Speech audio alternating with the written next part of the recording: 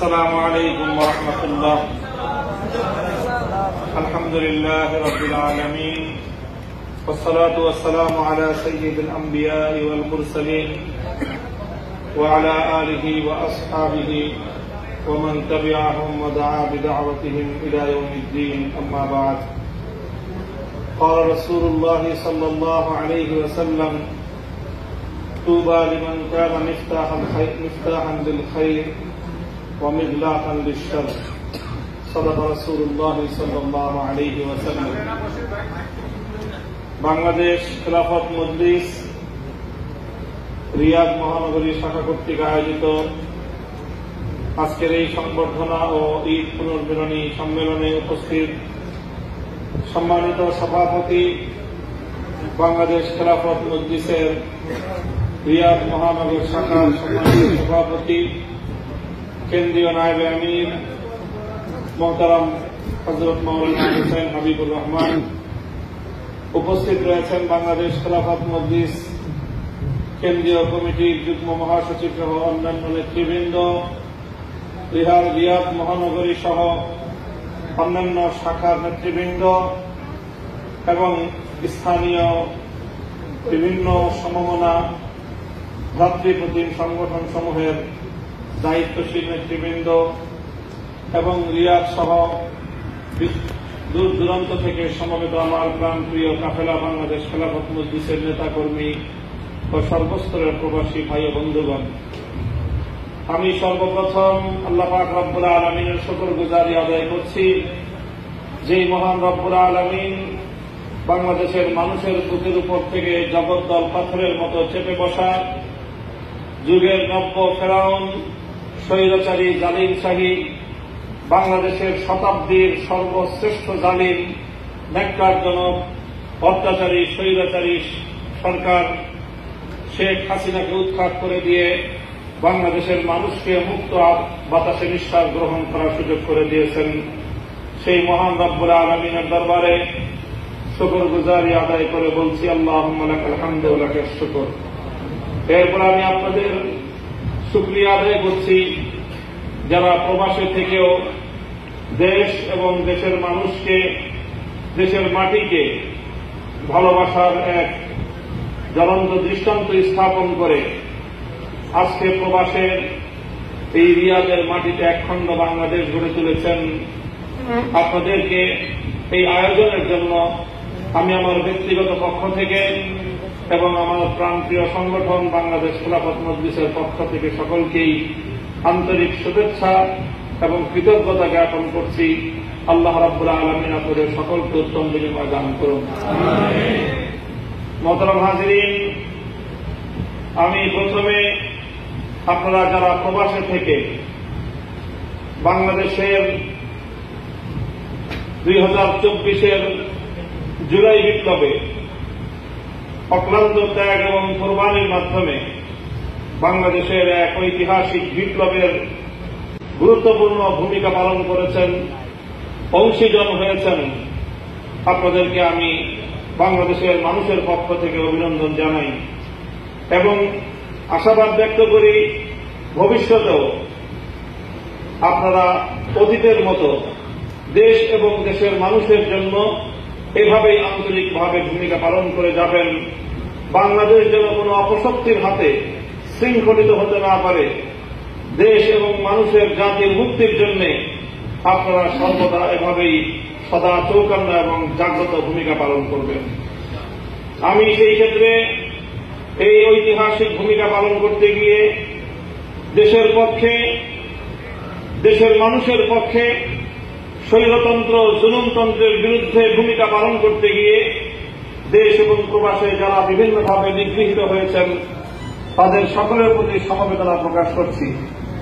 বিশেষ করে আপনাদের এখানে আলোচিত হয়েছে একজন সাংবাদিকের নাম জনাব আবু সাঈদ সাহেব, আমি তার প্রতি গভীর সমবেদনা প্রকাশ করছি এবং তিনি সহ প্রবাসের বিভিন্নভাবে যারা দেশ এবং মানুষের পক্ষে ভূমিকা রাখতে গিয়ে বিগত স্বৈরাচারী এবং তার দোসরদের দ্বারা নানাভাবে নিগৃহণের শিকার হয়েছেন, তাদের সকলের প্রতি আন্তরিক ও গভীর সমবেদনা প্রকাশ করছি।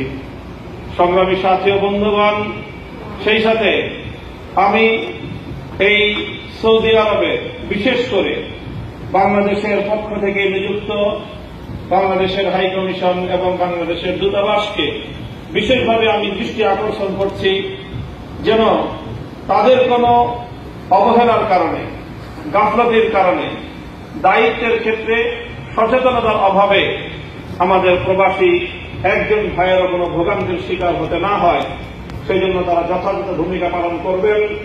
আজকের এই অনুষ্ঠান থেকে আমি যেভাবে তাদের প্রতি আমার দেশের দূতাবাস এবং আমার দেশের যিনি রাষ্ট্রদূত রয়েছেন তিনি সহ সকলের প্রতি উদাত্ত আহ্বান জানাচ্ছি, এবং এই ক্ষেত্রে আমি আপনাদের সামনে প্রতিশ্রুতি ব্যক্ত করছি, আমাদের জায়গা থেকে আমরা প্রবাসী ভাইদের জন্য বাংলাদেশের সারা পৃথিবীতে যেখানেই আমাদের প্রবাসীরা বাংলাদেশের উন্নয়নে অসাধারণ ভূমিকা পালন করে চলেছেন, তাদের যে কোনো দুঃখ দুর্দশায় এবং তাদের যে কোনো দুঃসময়ে তাদের জন্য সহযোগিতার হাত প্রসার করবার জন্য বাংলাদেশ রাষ্ট্রের পক্ষ থেকে বিভিন্ন সারা দুনিয়াতে যে সকল প্রতিষ্ঠানগুলো রয়েছে দেশের, তারা যেন যথাযথ ভূমিকা পালন করে, সেজন্য আমরা আমাদের পক্ষ থেকে সর্বোচ্চ ভূমিকা পালন করব ইনশাআল্লাহ।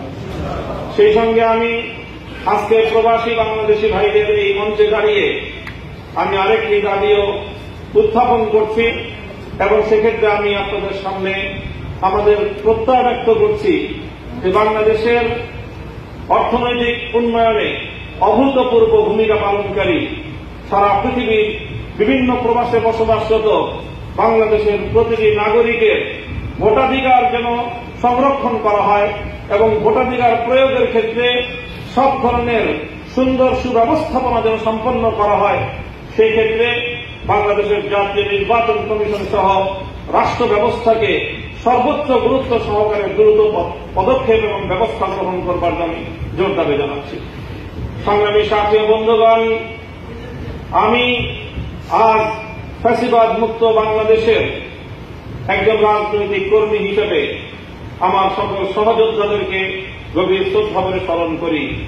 2009 সালের পিলখানা ট্রাজেডিতে শাহাদাত বরণকারী 57 জন দেশপ্রেমিক সেনা কর্মকর্তা 2013 সালের শাপলা চত্বরে আল্লাহর নবীর ইজ্জতের হেফাজতের দাবিতে হেফাজতে ইসলাম বাংলাদেশ আহত ঐতিহাসিক মহাসমাবেশে রাতের অন্ধকারে ঘুমন্ত হেফাজত কর্মীদের উপর পরিচালিত বর্বর হত্যাযজ্ঞের শিকার সেই সকল দেশপ্রেমিক, ইমানদার, নবীপ্রেমিক, তৌহিদি জনতা, বীর শহীদানদেরকে 2021 সালে বাংলাদেশের স্বাধীনতার সুবর্ণ জয়ন্তী উদযাপনকালে ইসলাম এবং মুসলমানদের বিশ্বশত্রু গুজরাটের কসাই খ্যাত ভারতের বিতর্কিত প্রধানমন্ত্রী নরেন্দ্র মোদী বাংলাদেশে আগমনের বিরুদ্ধে শান্তিপ্রিয় প্রতিবাদকারী হেফাজতে ইসলাম এবং ইসলামপন্থীদের সেই শান্তিপ্রিয় বিক্ষোভে পাখির মতো গুলি করে হত্যা করা সেই 19 জন বীর শহীদানদেরকে শ্রদ্ধা করে স্মরণ করছি 2024-এর জুলাই এবং আগস্ট বিপ্লবে আত্মদানকারী বাংলাদেশের প্রায় 2 সহস্রাধিক ছাত্র, আবাল, বৃদ্ধ, শিশুসহ সর্বস্তরের বীর শহীদানদেরকে, যাদের রক্তের উপর বাংলাদেশ দ্বিতীয়বারের মতো 5ই আগস্ট 2024 সালে স্বাধীনতা অর্জন করেছে।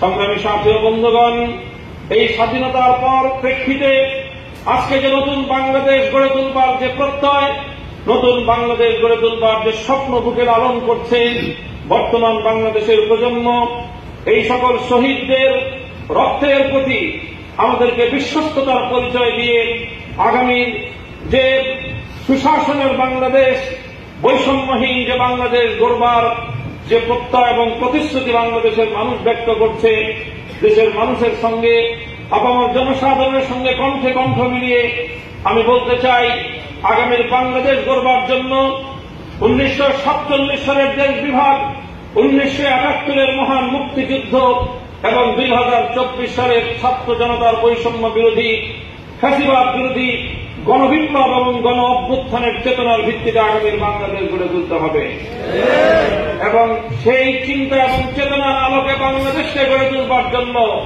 যা করতে হবে আমরা তাই করব। আমাদের এই সুন্দর বাংলাদেশ গড়বার পথে যারাই অন্তরায় হওয়ার চেষ্টা করবে, যারাই প্রতিবন্ধকতা তৈরি করবার চেষ্টা করবে, ঐক্যবদ্ধভাবে তাদেরকে অপশক্তি হিসেবে আখ্যায়িত করে তাদেরকে রুখে দেওয়ার জন্য আমরা প্রত্যয় ব্যক্ত করছি। সংগ্রামী সাথী ও বন্ধুগণ, সেই সঙ্গে আমি ইতিহাসের কথা স্মরণ করিয়ে দিয়ে এই জনপদের ঐতিহাসিক রাজনৈতিক মেরুকরণগুলোর দিকে আমি আপনাদের সকলের দৃষ্টি আকর্ষণ করে বলতে চাই, শত বছর ধরে এদেশের জনপদের মানুষ কখনো এই জনপদের নাম ছিল পূর্ব বাংলা, কখনো এই জনপদের নাম ছিল পূর্ববঙ্গ, কখনো এই জনপদের নাম ছিল পূর্ব পাকিস্তান।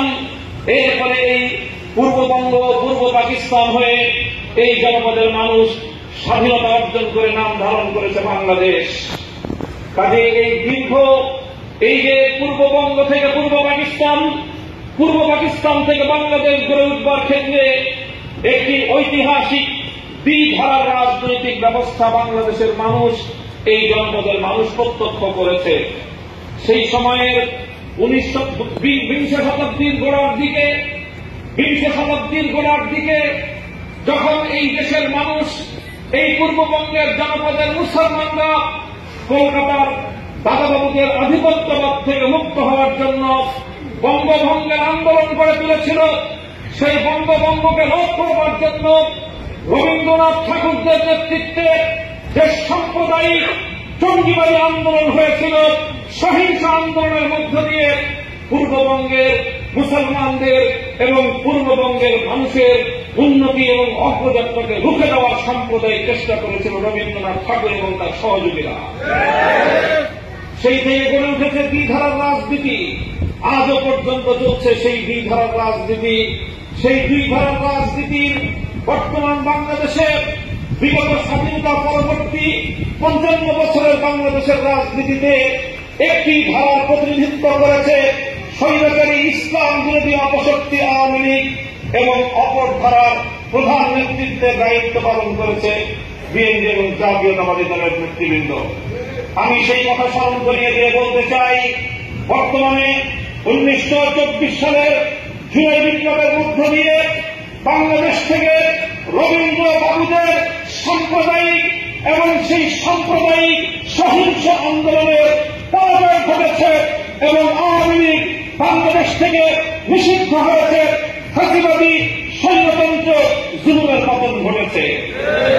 এখন আমরা যারা বাংলাদেশের রাজনীতিতে আছি, আমরা বাংলাদেশকে ভালোবাসি, যারা বঙ্গভঙ্গের পক্ষে ছিলাম, যারা 1947 সালে কলকাতা এবং দিল্লিকে উপেক্ষা করে একটি মুসলিম স্বাধীন জাতিসত্তা গড়ে তুলবার জন্য ঐতিহাসিক মতামত প্রদান করেছিলাম, যারা 1971 সালে মহান মুক্তিযুদ্ধের মধ্য দিয়ে সেই অত্যাচারী জালিম পিণ্ডির দাসত্বের শৃঙ্খল থেকে দেশ এবং জাতিকে মুক্ত করেছিলাম। 2024 সাল পর্যন্ত, 2009 সাল থেকে দীর্ঘ 15 বছর পর্যন্ত রক্ত এবং জীবন দিয়ে ফ্যাসিবাদ এবং স্বৈরতন্ত্রকে যারা মোকাবেলা করেছি, আমরা সেই সকল মুসলমানের দল আজ বাংলাদেশের রাজনীতিতে আমরা বিচরণ করছি।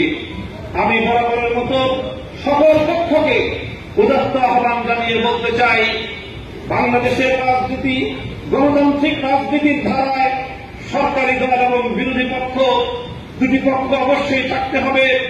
বিরোধী দলের গঠনমূলক সমালোচনার মধ্য দিয়েই একটি সরকার কার্যকর জবাবদিহিতামূলক রাষ্ট্র ব্যবস্থা গড়ে তুলতে পারে। কাজে আগামী বাংলাদেশে চলমান এই রাজনৈতিক বিরোধটিকে আমরা একটি সুন্দর সরকার এবং বিরোধী দলের সমালোচনামূলক জবাবদিহিতামূলক গঠনমূলক রাজনীতি আমরা দেখতে চাই। বিরোধী পক্ষের উপর দমন এবং পীড়নের হাসিনাবাদী বাকশালী রাজনীতি বাংলাদেশে আমরা দেখতে চাই না।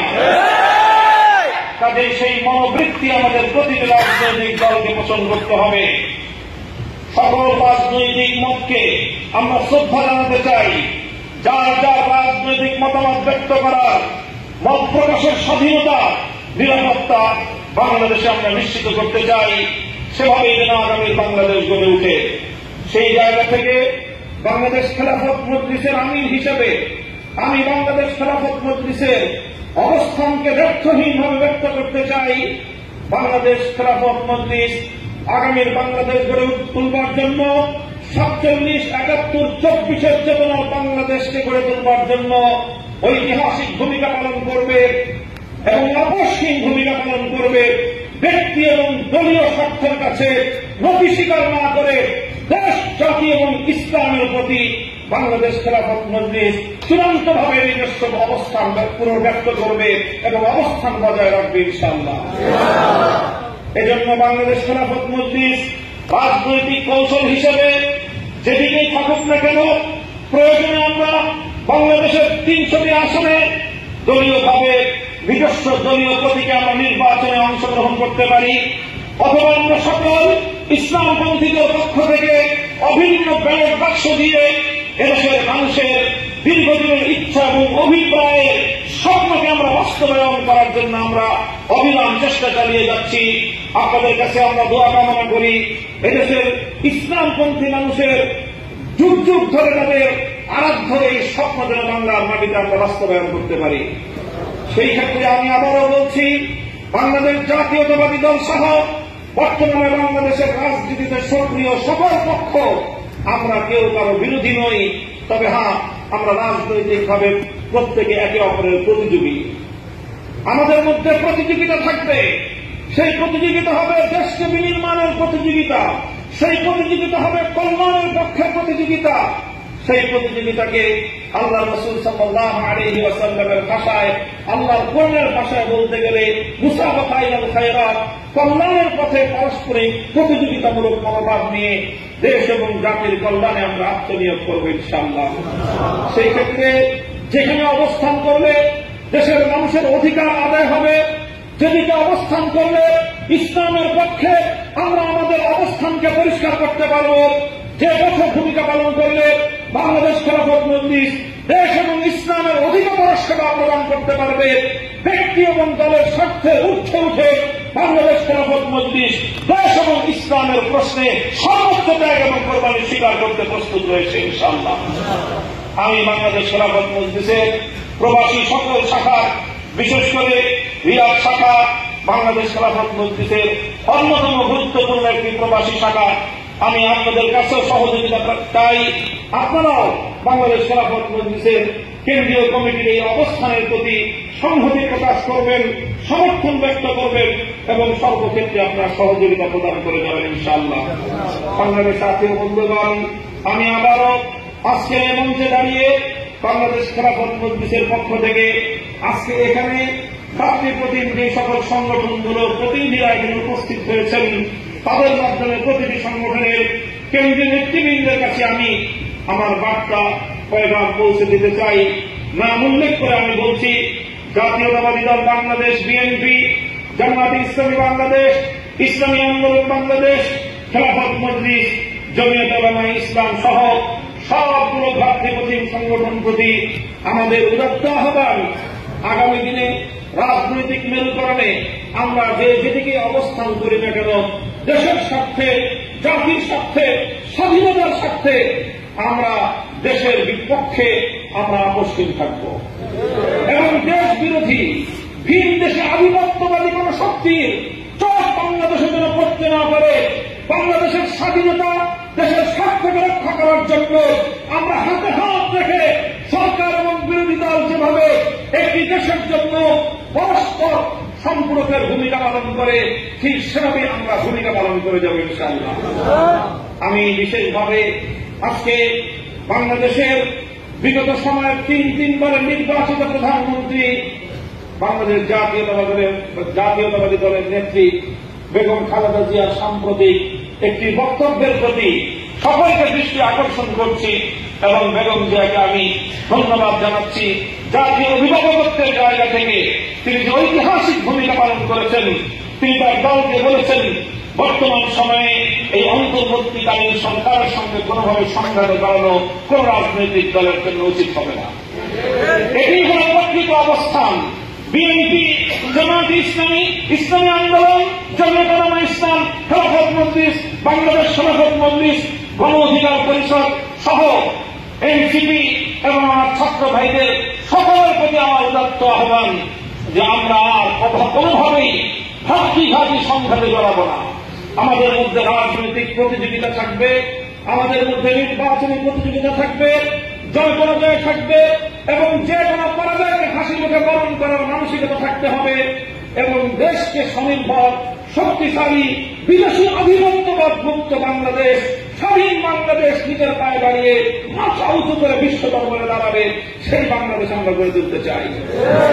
বাংলাদেশ খেলাফত মজলিসের পক্ষ থেকে সকল সংগঠনগুলোর প্রতি আমাদের এই বার্তা এবং আমাদের পয়গাম থাকছে, ইনশাআল্লাহ দেশের পক্ষে, জাতির পক্ষে, বাংলাদেশের শতবর্ষ আমাদের এই জাতির ঐতিহ্যের প্রতি শ্রদ্ধা জ্ঞাপন করে সেই ধারায় বাংলাদেশকে আগামী বাংলাদেশ হিসেবে গড়ে তোলবার জন্য আমি আপনাদের সকলের সহযোগিতা কামনা করছি। সেই সঙ্গে আমি আবারও আমার প্রত্যয় ব্যক্ত করছি যে এই শক্তি দেশের বাইরে থেকে বাংলাদেশকে তার বড় রাজ্যে পরিণত করবার চেষ্টা করেছিল। 15 বছর পর্যন্ত বাংলাদেশের মানুষের ইচ্ছা এবং অভিপ্রায়কে নিজের দেশের স্বার্থের সামনে জলাঞ্জলি দিতে এতটুকু বুক যাদের কাঁপেনি, যারা শুধুমাত্র বাংলাদেশের মানুষকে নয়, তারা তাদের সেবাবাসীকেই বাংলাদেশের ক্ষমতার মস্তকে টিকিয়ে রাখবার জন্য বাংলাদেশের স্বাধীনতা সার্বভৌমত্বের প্রতি বিভ্রান্তি প্রদর্শন করেছিল। সেই ধরনের ভিনদেশী কোন আধিপত্যবাদী শক্তির ক্রিয়ানক হয়ে বাংলাদেশের আগামী দিনে কাউকে রাজনীতি করতে দেওয়া হবে না ইনশাআল্লাহ। যদি বাংলাদেশের মানুষের পরিবর্তে বিদেশি বন্ধুদেরকে তাদেরকে খুশি করবার জন্য, তাদের মনোবাঞ্ছা পূরণ করার জন্য, তাদের এজেন্ডা বাস্তবায়ন করার জন্য বাংলাদেশের কোন রাজনৈতিক কর্মসূচি বাস্তবায়ন করার চেষ্টা চালায়, বুকের রক্ত দিয়ে আবার 24-এর জুলাইয়ের সৈনিকেরা জেগে উঠবে ইনশাআল্লাহ। ইনশাআল্লাহ এভাবেই আমরা সামনের দিকে অগ্রসর হব। আমি বাংলাদেশ খেলাফত মজলিসের সকল নেতা কর্মীদেরকে সর্বশেষ আমার পক্ষ থেকে পয়গাম শুনিয়ে দিতে চাই, এই যে বৈষম্য বিরোধী জাতি গঠন করবার, দেশ গঠন করবার যে প্রত্যয় আমাদেরকে চূড়ান্তভাবে মনে রাখতে হবে, ইনসাফপূর্ণ সমাজ, বৈষম্যহীন সমাজ গড়তে চাইলে প্রকৃত অর্থে মানব রচিত কোন তন্ত্রমন্ত্রের মাধ্যমে সেটি সম্ভব নয়। মানুষের বানানো সকল তন্ত্র, মানুষের বানানো সকল মন্ত্র, এগুলোও হল সকল বৈষম্যের প্রধান হাতিয়ার। কাজে আজ যারা নারী পুরুষের মধ্যে বৈষম্যের জন্য ইসলামকে, কোরআনের বিধানকে প্রধান কারণ বলে আখ্যায়িত করছে, তারাই প্রকৃত বৈষম্যবাদী, তারাই প্রকৃত অর্থে মানবতার দুশ্মন। ইসলাম এবং ইসলামের মহান বিধান এটাই হল সর্বকালের সর্বশ্রেষ্ঠ বৈষম্যহীন ইনসাফপূর্ণ ব্যবস্থা। কাজে এই জন্য বাংলাদেশ খেলাফত মজলিস মনে করে মানুষের বানানো সকল রাজনৈতিক বন্দোবস্তকে ছুড়ে ফেলে দিয়ে আল্লাহর জমিনে আল্লাহ প্রদত্ত রাজনৈতিক বন্দোবস্ত বাস্তবায়নের মাধ্যমে মানবতার চূড়ান্ত মুক্তি হওয়া সম্ভব। এই জন্য আসুন আমরা আল্লাহর জমিনে আল্লাহর খেলাফত প্রতিষ্ঠার যে আহ্বান, যে দাওয়াত, সে দাওয়াতকে আমরা আমাদের জীবনের মিশন হিসেবে গ্রহণ করি। প্রতিটি মানুষের তার কর্মকুহরে খেলাফতের সেই আহ্বান আমরা পৌঁছে দিই। বাংলাদেশ খেলাফত মজলিস তার প্রতিটি সহযোগী সংগঠন নিয়ে বাংলাদেশ খেলাফত যুব মজলিস, বাংলাদেশ খেলাফত শ্রমিক মজলিস, বাংলাদেশ খেলাফত ছাত্র মজলিস, টেকনাফ থেকে তেঁতুলিয়ায় আজকে প্রতিটি জেলায় জেলায় এবং তৃণমূল পর্যায় পর্যন্ত তার দাওয়াতি কার্যক্রমের নেটওয়ার্ক বিস্তৃত করতে সক্ষম হয়েছে এবং দেশের গণ্ডি পেরিয়ে প্রবাসী গোটা পৃথিবীব্যাপী বাংলাদেশি কমিউনিটির মধ্যে বাংলাদেশ খেলাফত মজলিস এবং তার সহযোগী সংগঠনগুলো নিরলস ভূমিকা পালন করে যাচ্ছে। সেই ক্ষেত্রে আবারও রিয়াদ শাখার প্রতি বিশেষভাবে আমি কৃতজ্ঞতা জ্ঞাপন করছি কেন্দ্রীয় সংগঠনের পক্ষ থেকে, যে আপনারা অতীতের মতো, আমি আশাবাদ ব্যক্ত করব সামনের দিনেও কেন্দ্রীয় সকল কার্যক্রমে আপনাদের সহযোগিতা অব্যাহত থাকবে এবং প্রবাসের মাটিতে থেকেও আপনারা দেশ এবং জাতির প্রতি আপনাদের দায়িত্ব পালনের এই ধারাকে আপনারা অব্যাহত রাখবেন। আল্লাহ পাক রব্বুল আলামিন আপনাদের সকলকে উত্তম বিনিময় দান করুন। আজকের এই সংবর্ধনা এবং এই পুনর্মিলনী এই সমাবেশ সফল হোক। যারা দূর দূরান্ত থেকে দীর্ঘ রাত পর্যন্ত এখানে অবস্থান করে আজকের এই কর্মসূচিকে সাফল্যমণ্ডিত করলেন। বাংলাদেশ খেলাফত মজলিসের পক্ষ থেকে আমি সংগঠনের দায়িত্বশীল হিসাবে আপনাদের সকলের প্রতি কৃতজ্ঞতা জ্ঞাপন করছি। কোন ভুল ত্রুটি হয়ে থাকলে সংগঠনের পক্ষ থেকে আমি আপনাদের সকলের ক্ষমাসুন্দর দৃষ্টিতে আপনাদের এই ভুল ত্রুটিগুলো ক্ষমা করবার উদাত্ত আহ্বান জানাচ্ছি। আমাদের প্রতি আপনাদের দোয়া করবেন আপনারা, আমরা যেন দেশের জন্য, ইসলামের জন্য, মানবতার জন্য স্বার্থহীনভাবে কাজ করে যেতে পারি। আল্লাহ যেন সে তৌফিক আমাদেরকে দান করেন। ওয়া আখিরু দাওয়ানা আলহামদুলিল্লাহি রাব্বিল আলামিন। আসসালামু আলাইকুম ওয়া রাহমাতুল্লাহ।